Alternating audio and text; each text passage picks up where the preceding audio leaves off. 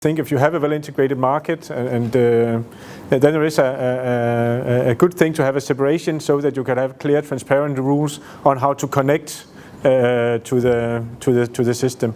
On the other hand, you can say long-term planning, and that's important in the energy system. It might be difficult sometimes to create the right investment incentives when you have a market, because a market cannot always give an investment incentive. Where markets are good, that is to make sure that you use the existing units as efficient as possible in the energy system.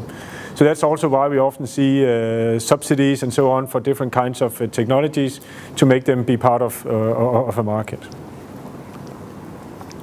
And then of course we are state-owned, non-profit, and we look at socio-economic welfare criteria when we do our decisions.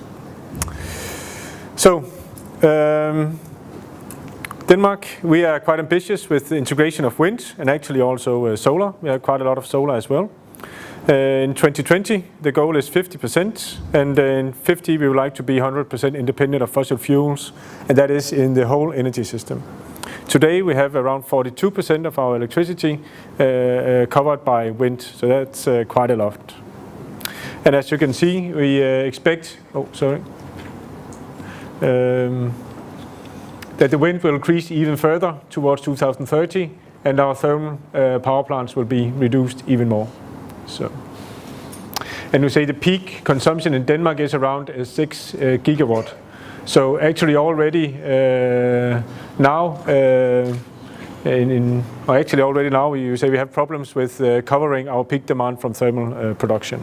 So we are quite dependent on the wind, but also, as you will hear later on the integration in a larger energy system.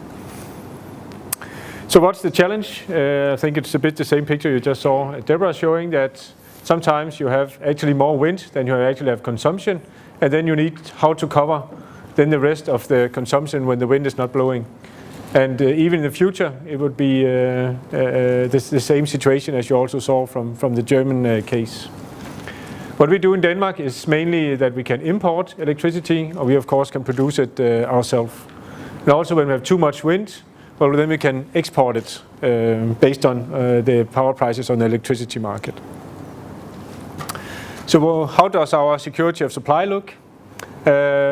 We look at security of supply not as the potential to cover peak demand, but as how many minutes do we actually not have electricity for an average consumer in Denmark. And see, historically it's been quite low at around 30 minutes on an average, and even lower on a 5-year average. And you see where we have problems is mainly in the distribution grid, and that's mainly because of someone digging too deep while trying to build a new garage or things like that. So that's mainly why we have problems. There have only been some larger problems in years where we have had large storms, for example. So.